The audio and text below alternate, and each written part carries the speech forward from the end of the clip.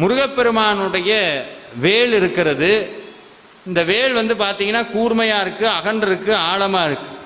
நிறையா பேர் இப்போ என்ன ஆயிடுச்சு, யூடியூப்பில் வேலை வச்சு கும்பிடாதீங்க, வேலில் எலுமிச்சம்பழம் குத்துங்க, வீட்டில் வேல் வச்சிங்கன்னா சண்டை வரும், சாமியார் ஆயிடுவீங்க, எதையாவது ஒன்று சொல்லவும் நம்மளுக்கு என்ன வந்துடுது, முதல்ல என்ன வருது, பயம் வந்துடுது. ஐயோ வீட்டில் வேல் வைக்கக்கூடாதாம்ல அப்படி. வேல் சாமி கருப்பசாமியினுடைய அருவாலை நம்ம பூஜை பண்ணுறதில்ல, கரெக்டாக கருப்பசாமியோடையே தான் கும்பிட்றோம். அம்பாளுடைய திரிசூலத்தை மட்டும் வீட்டில் வச்சு கும்பிட்றது கிடையாது.